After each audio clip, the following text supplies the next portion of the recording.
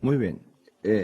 ¿Ustedes a qué horas que pueden pensar mejor? ¿Por la mañana o por la tarde? Ah, hay personas que piensan mejor tempranito en la mañana y hay personas que piensan mejor tarde en la noche. Yo tengo dos amigos que son pediatras y uno funciona por la noche y el otro funciona por la mañana. Hay uno que me dice que él hasta las 10 de la mañana, después que ha tomado café, no se conecta. Y yo le digo que los pacientes que él tiene por la mañana temprano, pues se están jugando la vida porque... Pero el otro te llama a la 1 de la madrugada a su casa, a las 12 de la noche, y está fajado con sus libros. Porque él dice que a esa hora nadie lo llama por teléfono, está todo el mundo tranquilo, y entonces él puede invertir. Yo espero que ustedes piensen por la mañana porque estamos aquí por la mañana. Fíjense, yo no desprecio a ningún ser humano. Para mí todos los seres humanos tienen el mismo valor, no importa en qué tamaño o en qué color vengan, o de qué nacionalidad sean. Pero en la vida uno tiene que especializarse, porque uno no puede abrirse así a todas las ventanas de la... Entonces yo he identificado en mi tiempo que estoy en la iglesia, y ya ustedes que me conocen saben que yo llevo más de medio siglo haciendo este trabajo, yo he identificado dos grupos de personas que en mi opinión están marginados en la vida de la iglesia. Y puede que sea mi percepción. Yo respeto, yo le estaba diciendo a Jordi esta mañana que yo acepto la posibilidad de estar equivocado en mi posición. El único que no se equivoca es Dios. Pero hasta donde yo puedo pensar, no estoy equivocado. Pero acepto que cualquiera me demuestre que estoy equivocado. Los dos grupos que yo he visto marginados, o que considero marginados, y yo trabajo con todas las denominaciones, eso no quiere decir que esto es en la iglesia pentecostal, o en la bautista, o en la metodista, yo trabajo con todos. Pero he visto marginado la gente que piensa. Pensar hoy en algunas iglesias es un pecado imperdonable. Las iglesias han desarrollado unos líderes, se pueden llamar pastores o profetas o apóstoles, el nombre que más les guste, ¿no? Y han desarrollado este tipo de personas que son una especie de oráculos divinos. Cuando ellos hablan, habla Dios. Y el que se atreva a cuestionar lo que ellos dicen, se arriesgan a la ira divina. Lo que ellos está hablando Dios. Y algunos son así. Yo me encontré con un pastor en un avión y le pregunté si había leído el Purgatorio Protestante. Y me dijo que por arribita. Y le dije, ¿qué opinión tienes? Y me dice, para los pastores podría tener un poquito de importancia, pero para el pueblo es peligroso. Y cada vez que a mí me hacen esa distinción de pastor y pueblo, me prueban la paciencia, porque yo no he leído eso en la Biblia. Lo que yo he leído en la Biblia es el sacerdocio universal de los creyentes. Yo he sido pastor por varias décadas. Y hasta ahora lo único que yo he podido descubrir en la Biblia para identificar a un pastor, ¿qué es lo que es un pastor? Un pastor no es otra cosa que un miembro de la iglesia que hace un trabajo en particular dentro de la iglesia, como es el diácono, como es el tesorero, el secretario, el que limpia el templo. Somos sencillamente miembros del cuerpo de Cristo. Y unos hacen una función y otros hacen otra función. Pero lo que yo he leído en la Biblia es que el ojo no le puede decir a la oreja, no te necesito. Cuando yo viajo y doy mis conferencias y la gente dice, oye, el resultado, que fíjate que pasó esto y ha sido este bien. Yo no tengo hijos espirituales en ningún lugar, porque yo lo que he contribuido a traer hijos al mundo, pero fíjense, para estas reuniones que hemos tenido, lo único que yo hago es que vengo y me siento aquí y doy mi charla. Pero para yo estar haciendo esto, hubo alguien que limpió este lugar. hubo alguien que acomodó las sillas, hubo alguien que hizo el café ayer, que buscó las galletitas. Entonces yo no puedo tomarme la gloria de lo que yo he hecho. Lo hemos hecho entre todos. Y Dios es el único que sabe cuál es el grado de importancia que hay. Entonces por eso yo nunca me he considerado que soy nada extraordinario. A las iglesias donde, si usted hubiera ido a la iglesia en Miami, que fue la última que yo pastoreé, y no me conociera, no sabría quién era el pastor hasta que dijeran el pastor va a predicar ahora. Porque yo soy miembro de la iglesia y no tengo más ninguna pretensión que ser miembro de la iglesia. Pero cuando la persona desarrolla una idea, como este pastor que me encontré, cuando me dijo eso yo le dije, dame la base bíblica para tu posición. Entonces él me contestó, ya te he dicho que esa es mi opinión pastoral. En otras palabras, él resuelve una pregunta teológica con esa respuesta. Ya te he dicho que esa es mi opinión pastoral. Y como esa es su opinión pastoral, el que la desafíe se arriesga al juicio de Dios. Porque su opinión pastoral es la opinión de Dios. ¿Se dan cuenta? Eso hace que mucha gente en la iglesia sufra o se vayan, se aparten, se enfríen, porque a veces se dan cuenta de que para poder seguir en esa iglesia tienen que renunciar a su inteligencia, tienen que renunciar a su cerebro. Y los que se van porque no eran cristianos. Todavía eso, para fregarlos más, ¿te das cuenta? En otras palabras, después que tú me das el golpe, haces eso como los padres que le dan un correazo al niño y después dicen, y no llores. No, me voy a reír. Dame otro, qué sabroso estaba eso. Otro más. Le ha dado un correazo al niño, no quiere que llore. Claro que tiene que llorar. Entonces la gente que piensa está abandonada. Pero pensar es un derecho divino. O sea, el Estado español no les da a ustedes el derecho a pensar. El Estado español reconoce el derecho que ustedes tienen a pensar. ¿Ven la diferencia? O sea, un gobierno democrático no le da el derecho a la gente a pensar. Reconoce el derecho que esa gente tiene a pensar. Porque pensar es un producto de la imagen y semejanza de Dios. Yo pienso porque Dios me dio su imagen y semejanza. Y negarle el derecho a pensar a una persona es negar la imagen y semejanza de Dios en esa persona.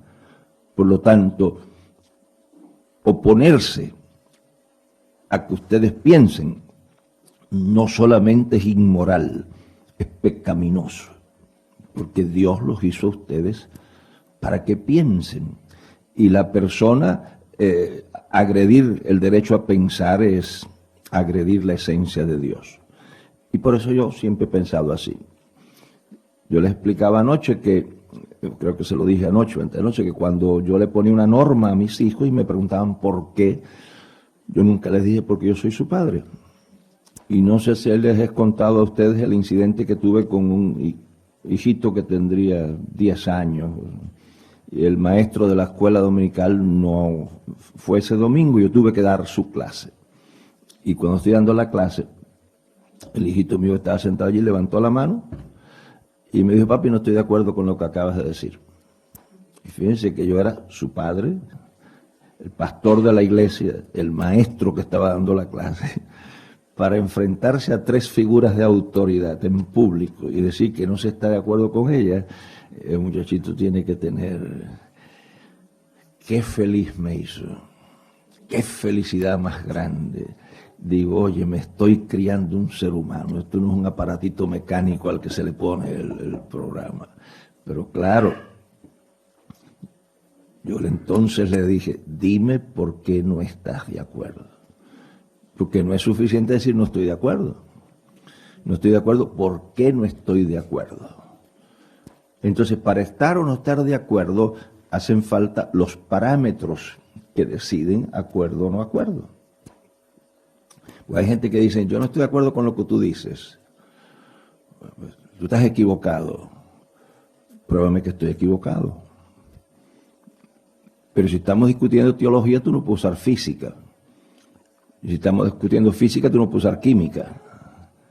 La única manera de tú demostrar que yo estoy equivocado en un problema matemático es usar ¿qué cosa?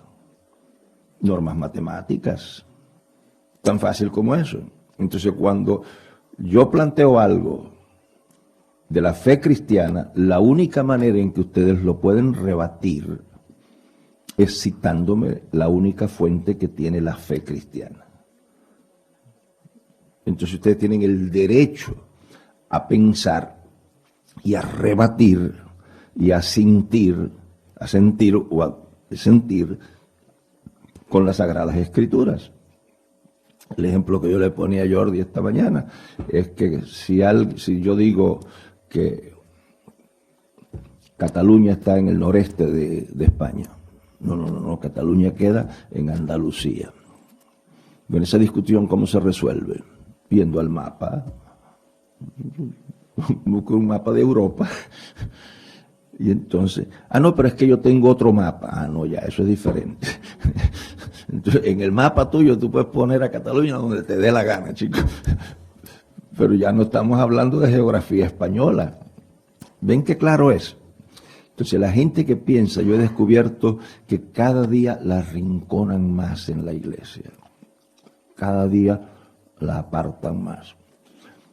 El otro grupo que yo creo que lo han marginado es el grupo que sufre. Sufrir es un pecado serio en la iglesia, ¿saben? Los que tenemos fe no enfermamos. Porque si enfermamos, algo anda mal, ¿te das cuenta? Porque Jehová es tu sanador. Y la gente que enferma, los padres que le nace un niño retrasado mental, algo malo han hecho esa gente. La gente que tiene un hijo y tiene un accidente, por ejemplo, yo conocí el caso en Venezuela de unos padres cristianos, creo que era pastor de una iglesia en Barquisimeto, y este hombre tenía un hijo estudiando en Estados Unidos, en el estado de Michigan. Graduó el muchacho y cuando regresaba con su esposa a Venezuela, regresaron en coche hasta Miami para ir poner el coche en un barco. Y al entrar a la ciudad de Miami, una señora chocó con ellos y dejó al muchacho parapléjico. Cuando regresó a Venezuela, regresó parapléjico. Para eso no tenemos explicación. La iglesia es una iglesia triunfalista, que es diferente a una iglesia triunfante. Y entonces en la iglesia solamente juegan un papel importante aquellos a los que no les ocurre nada, porque el Señor guarda su entrada y su salida. Y si usted está bien con Dios, no le puede pasar nada malo. En América Central hay una región donde se han atrevido a decir que si tú estás enfermo es porque estás en pecado. Y entonces un pastor que Carmita había conocido por allá llegó a casa. Entonces Carmita me dijo que era un pastor de ese lugar. Y cuando yo supe que él venía del sitio donde creen eso, como él durmió en casa esa noche, por la mañana en el desayuno, yo le dije, ven acá chico, ¿es verdad esto? Me dice, sí, así se cree. Yo, ven acá, y cuando el pastor es el que enferma, ¿cómo ustedes lo explican? Y dice, bueno, eso es que estaba trabajando tanto que el Señor lo obligó a descansar. Y había un pastor de la iglesia quizás más numerosa de allí, que cuando enfermaba venía para Miami. Y cuando preguntaban por él, estaba de vacaciones en Miami. Y estaba en un hospital haciéndose analíticas y cosas de esas, ¿tú entiendes? Pero así es la vida. Ustedes han oído hablar de cuando invitan a la campaña de milagros, ¿verdad? Porque en las campañas Dios tiene todo bien distribuido. O sea, Dios no hace milagros todas las noches. El jueves es la noche de milagros. Los miércoles es para otra cosa, pero el jueves, la noche de milagros. Y entonces se invita a gente a venir a la noche de los milagros. y hay una vecina que tenía esta gente que tenía cáncer. La trajeron a la Noche de los Milagros, pero no se curó. Cuando no se curó, las mujeres piadosas de la iglesia, que fue como la consolaron, diciéndole que no tenía fe, porque al que cree, todo es posible. Entonces la lógica es clara. Si al que cree todo es posible y usted no se sana, usted no tiene fe. Pero como hay algunas que están más avanzadas espiritualmente, tienen información más alta, pues esta otra le dice: hermana, ¿por qué no se investiga su corazón y se escudriña si a lo mejor tiene algún pecado escondido? Y como Dios no oye a los pecadores, por eso es que no la ha escuchado usted. Y ahora la señora regresa a la casa con cáncer, incrédula y en pecado. Si la pobre vieja se hubiera quedado en su casa, habría salido mejor, chicos. Porque en su casa tenía cáncer, que ya es bien malo. Pero por venir a la Noche de los Milagros, ahora tiene cáncer, está incrédula y está buscando un pecado que está escondido, que no sabe dónde rayo está ese pecado, porque no lo encuentra. Porque no se puede arrepentir del pecado porque todavía no sabe dónde está el pecado. Entonces ahora tiene que desarrollar el don de discernimiento para ver dónde rayos se escondió el pecado ese. Entonces cuando confiesa el pecado, entonces el Señor, como Dios es un burócrata, te das cuenta, entonces tiene que llenar este papel primero y después este papel y entonces este papel que está aquí. Ustedes se ríen, pero ustedes no saben cuánta gente sufre bajo ese azote. Cuánto sentimiento de culpa neurótica, de culpa falsa, desarrolla el mensaje de la iglesia. Y es sencillamente porque la gente no acaba de entender que Dios es soberano. Y a algunos salva y a otros, algunos sana y a otros no sana. Lean el capítulo 11 de Hebreos. Hay dos listas. Hay una lista a los que libraron del cuchillo y libraron de la boca de los leones y apagaron fuegos impetuosos. Y hay otra lista a los que murieron a cuchillo, fueron estirados, fueron sacrificados, fueron muertos. Y las dos listas se cierran en las palabras de que Dios no se avergonzaba de ellos. Que se cure uno, que no se cure, que se ha librado del accidente o no se ha librado del accidente, no son criterios bíblicos para saber si Dios está o no está. Son criterios de la cultura del Antiguo Testamento que muchos cristianos han heredado.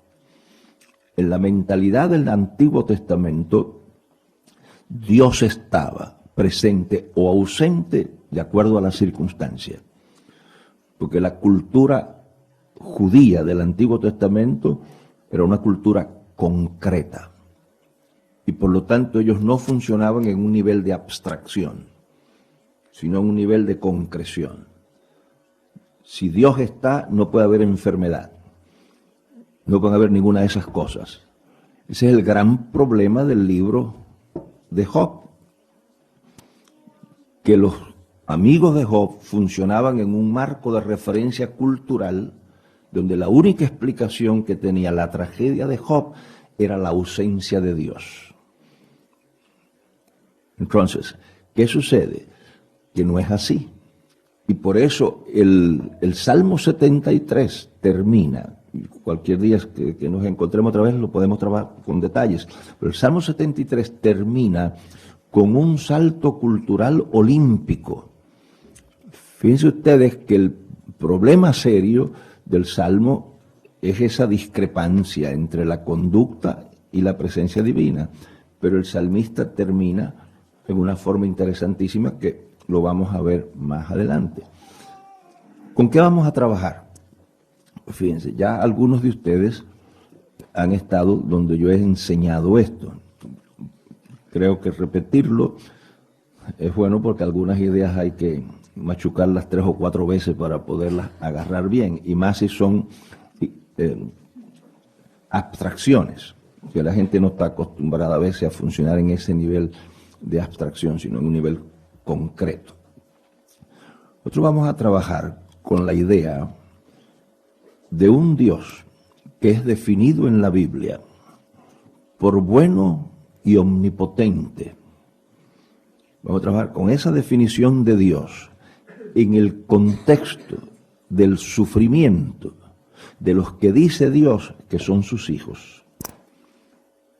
O sea, con eso es con lo que vamos a trabajar. ¿Cómo explicar que este Dios sea eso y estos que dice que son sus hijos, a los que Él ama, sufran tanto?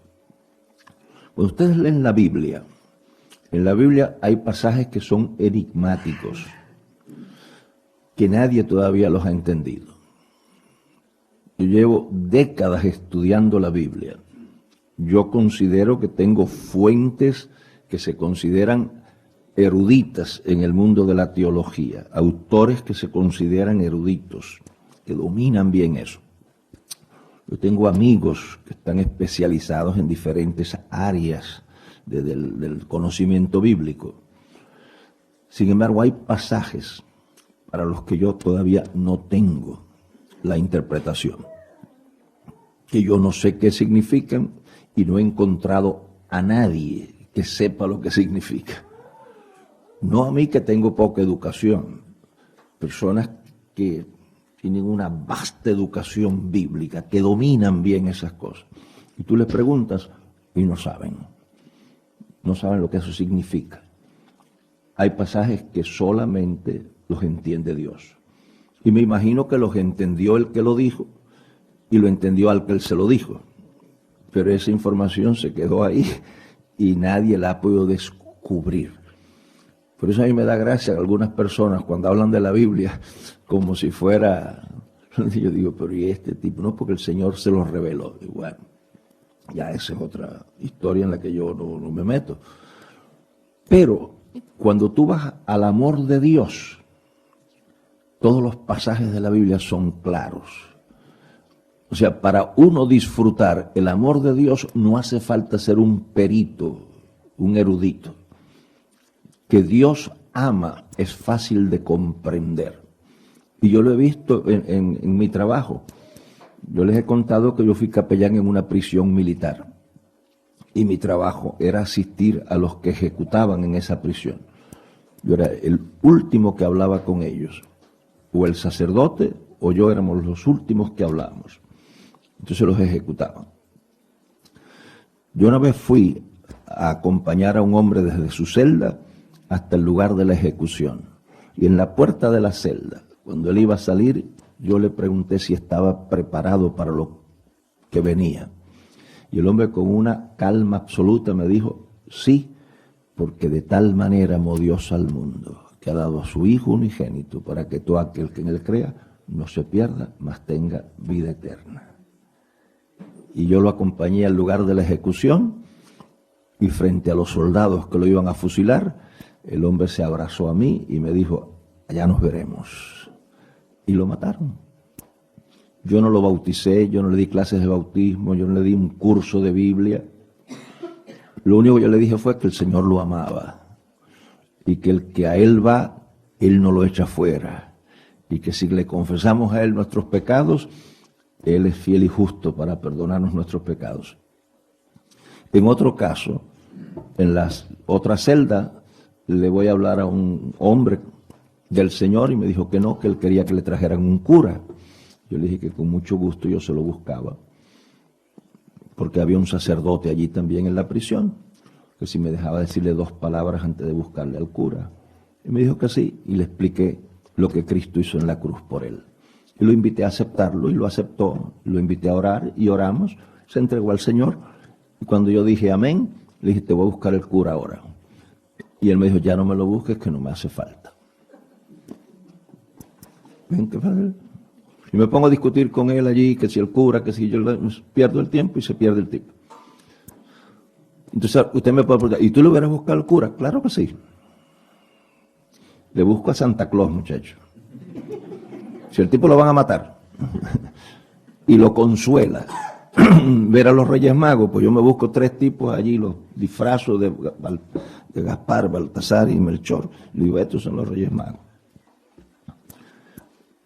Cuando yo le dije que le buscaba el cura, no lo estaba manipulando. Yo no hago eso con los seres humanos. Yo respeto demasiado la dignidad humana para manipular a nadie. Yo le iba a buscar el cura. Lo que pasa es que yo sabía que el tipo no necesitaba ni el cura ni el pastor. Necesitaba al que puede salvar. Y cuando yo se lo hice cercano, el tipo lo agarró y se salvó. Porque para ser salvo no hace falta tomar un curso de griego. Para ser salvo sencillamente hay que aceptar que de tal manera amó Dios al mundo que ha dado a su Hijo unigénito, para que todo aquel que cree no se pierda más, tenga vida eterna. Ahora, yo creo que eso es así, pero yo he tenido y todavía tengo, y no sé cuántas veces más tendré, problemas serios con Dios. No problemas de que Él sea o no sea real, porque de que Dios sea real es un derivado lógico. Vaya, para que toda causa, para que todo efecto tenga una causa, tiene que haber una causa que no tenga causa.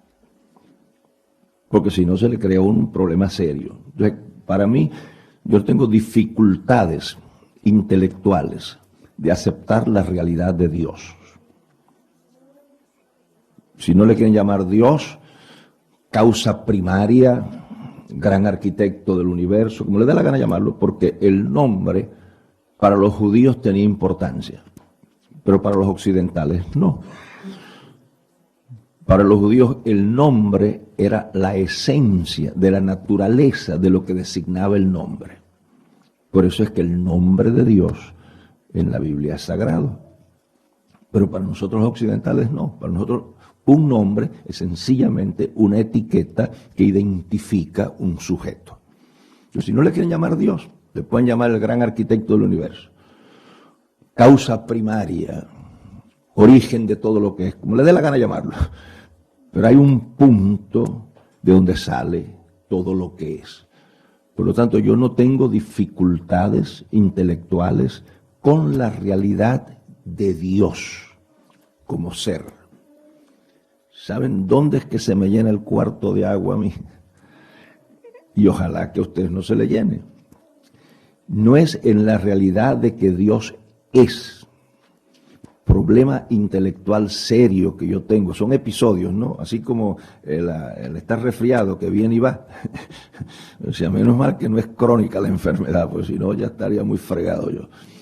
Pero son episodios de luchas intelectuales, no con la realidad de Dios, sino con la manera en que Dios administra el universo. Es clara la diferencia. Yo no tengo problemas con que Dios es. ¿Cómo es? Se me escapa, pero que es, sí. Yo afirmo que es. No como un acto de fe, sino como un acto de razón. Esto tiene que haberlo hecho alguien, porque de la nada, nada sale. La afirmación de mi aceptación de esto no es un acto de fe, es un acto de razón. Entonces, yo sé que hay Dios. El problema es cómo ese Dios administra su mundo. Cuando yo tengo esos episodios y esas luchas, yo pienso que si yo fuera Dios, el mundo caminaría diferente. No les quepa duda a ustedes. Si yo fuera Dios, ningún sinvergüenza violaba a una niña de 5 años, porque yo lo mataba antes de que se le ocurriera la idea. No la pueden ni golpear, chicos, porque cuando yo vea que se le ocurrió, lo mato. Como yo soy Dios, se desapareció. Y yo dejaba vivo aquí nada más que se le ocurran buenas ideas, de darle un caramelo a la niña, un abrazo, un beso, ayudarla a cruzar la calle. Pero al que se le ocurra cualquier otra cosa, muchacho, me lo llevo en la golilla. Ese se acabó la historia. ¿Usted cree que si yo fuera Dios, usted tendría que ponerle rejas a la casa suya? No, señor. Porque a todo el que se le ocurra robar, yo lo elimino. Yo no tendría el sistema que tienen ahora, que después que el tipo me roba, entonces tengo que mantenerlo en la cárcel con mis impuestos, chicos. O sea, no es suficiente que el sinvergüenza me robó. Ahora le tengo que dar desayuno, almuerzo, comida, atención médica, comprar los espejuelos, ponerle televisión, ponerle un gimnasio. Pero chico, tú eres loco. Eso no ocurriría si yo fuera Dios. No. Si yo fuera Dios no habrían terratenientes. Si yo fuera Dios no habrían inmigrantes que salieran. Mire, la gente migra porque no le gusta su país, ¿verdad? Como dijo un presidente de México, que sinvergüenza, le preguntaba por qué se iban tantos mexicanos escondidos para Estados Unidos. No, porque les gusta más allá que acá. Oye, eso es burlarte de la inteligencia de nosotros, chicos. La persona emigra porque donde está se le hace muy difícil. Poca persona emigra porque le gusta más el clima de otro lugar. Hay algunos que sí que les gusta. Hay europeos que les gusta, por ejemplo, hay una colonia grandísima en Brasil de alemanes, hace muchos años, de americanos, le llaman América el lugar ese. No sé si los brasileños eso como conocen su geografía, pero hay una sección grande de Brasil que le llaman América, que es de hace muchos años americanos que se fueron de Estados Unidos allá, a la selva, a vivir allá.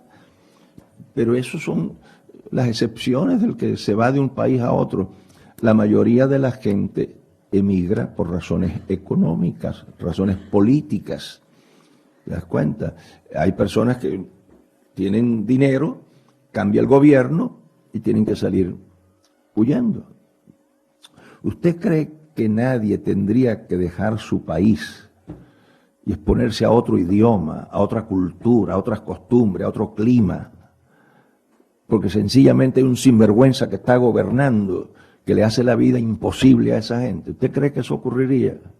No, chico. Si yo fuera Dios, cada uno estaría contento en su propio patio, muchachos, y feliz allí, ¿tú entiendes? Los que quieren andar desnudos en la selva con lanza, pues allí, métanse, y los que quieren venir para Europa, pues vengan para Europa, cada uno en su lugar, pues yo lo estoy cuidando de ustedes. Y el que interfiera lo mato yo, chicos. Si yo fuera Dios. ¿Usted cree que si yo fuera Dios, algunos niños sufrirían? Yo fui pastor creo que eran 4 pediatras ahí en Miami, y a veces me pedían que lo acompañara al hospital infantil. Entrar a la sala de oncología de un hospital infantil es salir con el corazón desbaratado. Ver niños de 4 años, de 5 años, que el cáncer los está desbaratando. En uno de esos casos que yo fui al hospital infantil, el pediatra cuando estábamos saliendo me dice, mira Gerardo, le estamos dando un tratamiento que lo vamos a llevar al borde de la muerte, porque es la única manera que tenemos para matar la bacteria. Después tenemos los recursos para regresarlo a la vida, pero le estamos dando un tratamiento tan radical que es casi matar a ese niño. ¿Ustedes creen que si yo fuera Dios eso ocurría? Tengo un amigo oncólogo en Venezuela, profesor de la universidad, y me dice, Gerardo, después de tantos años como oncólogo, yo todavía no sé cómo decirle a los padres de un niño de 12 años que tiene cáncer en la rodilla. Después de tantos años expuesto a esto y trabajando con esto, yo todavía no sé cómo decirle, su hijo tiene un cáncer incurable en la rodilla. ¿Ustedes creen que si yo fuera Dios eso ocurriría? Ahora fíjense, el problema mío no es con el sufrimiento general, porque aunque yo no quiero que nadie sufra, cuando los sinvergüenzas sufren, yo siento como cierto descanso, porque digo, se lo merecía el sinvergüenza, que lo muelan bien, que lo pillen bien, para que a ver si aprende. Yo tengo Yo no quiero que nadie sufra, pero yo no tengo problema con el sufrimiento de los sinvergüenzas. Porque bien merecido se lo tienen, te das cuenta. Y por eso había un programa en la televisión americana que se llamaba Dark Justice, la justicia oscura, que era de un juez que por tecnicismos tenía que soltar sinvergüenza. Él sabía que el tipo era un sinvergüenza, el tipo era un delincuente, que había hecho, pero por tecnicismos de la ley lo tenía que soltar. Y entonces él tenía un grupo que soltaba al tipo, pero por la noche esa gente cogían unas motocicletas que tenían grandes y buscaban al tipo y lo hacían polvo, chico. Y yo disfrutaba tanto ese programa. Porque yo decía, por lo menos por unos minutos estoy en una cápsula espacial donde el sinvergüenza paga lo que hizo. Esa es la cantidad de sinvergüenza que hay en la calle aquí. Porque tienen el dinero para defenderse ante los tribunales y hay abogados sinvergüenza que se prestan para eso. Ahora, con lo que yo tengo problemas es con el sufrimiento de los hijos de Dios. ¿Cómo, si Dios los ama, ocurren esas cosas? Porque con el amor de Dios yo no tengo problemas. Yo sé que Dios me ama. Yo, gracias a Dios, nunca he tenido problemas con el amor de Dios. Yo sé que me ama.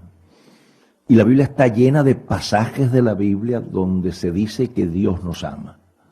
De tal manera amó Dios al mundo que ha dado su Hijo unigénito para que todo aquel que cree no se pierda, mas tenga vida eterna. El que lo toca a uno de ustedes toca a la niña de mis ojos. No te dejaré, no te desampararé. Sobre ti yo he fijado mis ojos.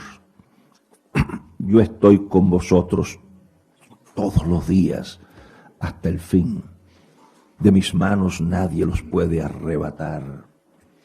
El que aún a su propio Hijo no nos negó, ¿cómo nos dará con Él todas las cosas? Yo no tengo problemas con el amor de Dios. ¿Saben con qué tengo problemas? Cuando yo, en el contexto del amor de Dios, pongo el sufrimiento de los hijos de Dios. Ahí es donde yo tengo problemas. O sea, el amor de Dios aislado no me crea problemas. Yo tengo absoluta seguridad. Pero cuando ese amor del que yo tengo seguridad lo pongo en el contexto del sufrimiento de los hijos de Dios, entonces tengo problemas. Y yo no sé si ustedes han tenido problemas o no, y si no los han tenido son bienaventurados. Que el Señor los bendiga y sigan en esa cápsula espacial que van muy bien. Ahora, fíjense, vamos a ponerle ejemplos. Vamos a usar, como yo les dije, lógica, vamos a usar filosofía. Yo les recomiendo a toda la gente que tomen por lo menos un curso introductorio de lógica, porque la lógica es lo que más problemas le evita a un ser humano. La mayoría de los problemas de la gente se lo buscan por funcionar irracionalmente. Fíjense, cuando la brasilera, que yo le digo la rubita porque es rubita, ¿tú entiendes? Entonces, cuando la rubita estaba cantando aquí, y esto claro es un lugar corto, pero si fuera más largo, cuando ella está cantando, hay dos personas allá a la entrada que están mirando para acá y se ríen. Si la rubita no usa lógica, ¿qué es en lo primero que piensa? Empieza a mirarse la ropa a ver si es que hay algo en la ropa fuera de sitio, que no se abrochó aquí, o que el pelo no lo tiene bien, o que si lo que está cantando está fuera de tono, y se vuelve loca. Y a lo mejor esas dos personas no están mirando para ella, es que ella, como están mirando hacia acá, ella cree que están mirándola a ella, pero mejor no están mirando a nada. Y están conversando de algo que les pasó en el autobús y se acuerdan de lo que pasó y se están riendo. De que se estén riendo no se deriva lógicamente que se están riendo de ella. Pero la persona funciona así. Por ejemplo, le dice Ramón, María le dice a Ramón, si vas al supermercado, pues me trae cebolla y esto y lo otro. Y cuando Ramón llega, pues llega sin la cebolla. Ay, mi amor, se me olvidaron. Pero ¿cómo se te pueden haber olvidado? Si fue lo último que te dije, como cuando estaba saliendo. Pues mira, mi amor, comprar otras cosas, sí, pero es que yo no me explico, no se te puede haber olvidado. Entonces la persona me está arrinconando y me lleva a un punto en que lógicamente, ¿qué es lo que yo le tengo que contestar? Pero no se lo puedo contestar porque entonces se enfogona. Pero yo tengo que decirle, mira, mi amor, es que no me dio la gana de traerte la cebolla. No me contestes así, porque a mí no me gusta cuando... Pero, óyeme, te dije que se me olvidó. Y tú me dices que no se me puede haber olvidado. Y te dije que es que me entretuve en otras cosas, pero es que es lo último que yo te dije.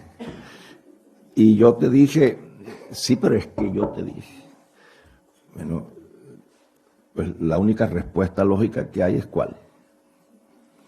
No se me olvidó porque no se me volvió a olvidar, pero no me dio la gana de traértelo. Y ya hay un pleito ahí. Porque hay gente que te gritan y después que te gritan dicen que tú los provocaste.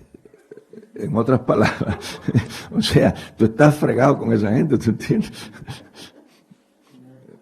O sea, porque te gritaron y encima que te gritaron, cuando tú protestas dices, tú me provocaste y por eso te grité. Así que tú eres masoquista y tú le diste cuerda hasta que te gritara, porque a ti te gusta que te griten. Si se usara lógica, la gente viviría muy bien, muy fácil. Ahora fíjense, en lógica hay lo que se llama ley de contradicción.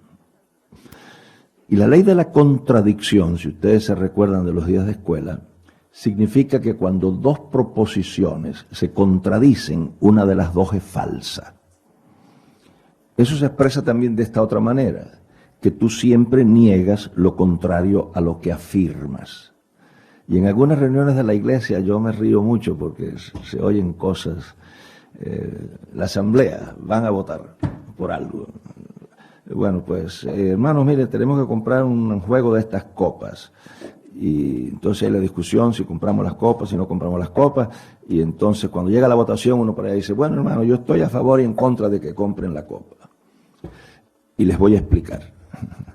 O sea, fíjense, no queda satisfecho con decir que está a favor y en contra. Ahora lo va a explicar. ¿Cómo uno explica que está a favor y en contra? No, chicos, si tú estás a favor, significa que no estás en contra. Y si estás en contra, significa que no estás a favor. Porque tú siempre niegas lo contrario a lo que afirmas. Entonces, fíjense, un padre dice que ama a su hijo, 4 añitos el muchachito, que ama a su hijo, que le daría la vida a su hijo, que esos son los ojos de su vida. Y tú dices, bueno, pues este papá es oncólogo y director del departamento de oncología del hospital y tiene en sus manos el conocimiento y los recursos para curar a este niño de 4 años que tiene cáncer. Y se sienta al lado del niño a ver lo que muere poco a poco, poco a poco. Y cuando tú llegas le dices, ¿ese es su hijo? Sí, es un hijo al que yo amo mucho. Yo lo amo con toda mi vida, con todo mi corazón. Sí, pero se está muriendo de cáncer. Y usted es oncólogo. Y usted es el director del hospital. Y usted tiene la tecnología y tiene los recursos. Y usted sabe cómo curar ese cáncer. Sí, yo sé cómo curar el cáncer. Tengo los medios para curar el cáncer y lo amo mucho. Pero no lo cura. Ahí hay 2 proposiciones. Una es la del cáncer que está matando al niño y otra es la del oncólogo que puede curar al niño, que dice que lo ama. Una de las 2 cosas es falsa. O el niño no está muriendo de cáncer y por eso él no se preocupa, o él no lo puede curar de cáncer, o él no lo ama y por eso no lo cura de cáncer. Es claro. Él no puede afirmar que lo ama y dejar que el cáncer lo torture. Una de las 2 proposiciones es falsa. Ahora, Dios dice que ama a sus hijos. Y usted está parado en la acera y va a cruzar la calle y viene un camión de 18 ruedas.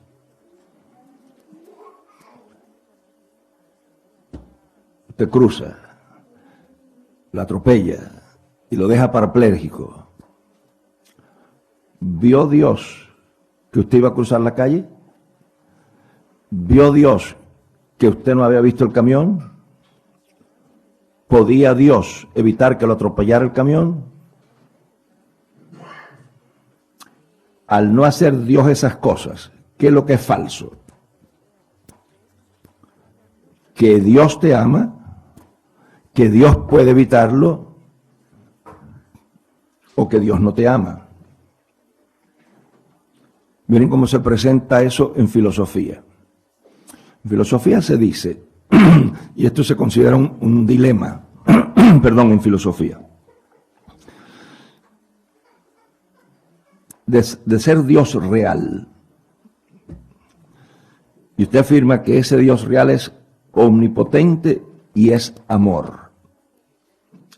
Si Dios es amor y Dios es omnipotente, ¿qué es lo que lógicamente no puede existir? El mal, el dolor. Si usted afirma que Dios es bueno y afirma que Dios es omnipotente, usted niega la posibilidad del mal y del sufrimiento. Por una sencilla razón.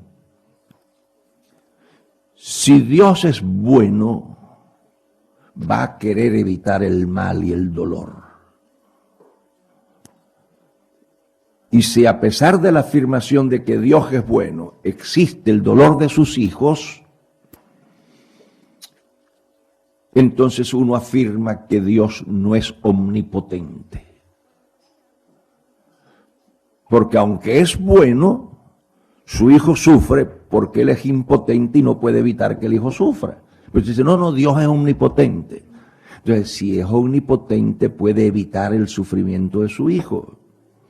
Y si pudiéndolo evitar no lo evita, es porque no es bueno. Y no le busque más pata al gato que no las tiene. Y si usted dice, Dios es bueno y Dios es omnipotente, entonces usted niega que el hijo está sufriendo. Y cuando usted le da un dolor de muela de eso, de los buenos, que venga alguien a decir, no, a ti no te duele la muela. Eso es una idea que tú te has hecho, del dolor de la muela, ¿verdad? El dolor de muela no existe. O sea, como el sufrimiento es lo inmediato, el dolor es lo inmediato, yo no puedo negar el dolor, yo no puedo negar la enfermedad.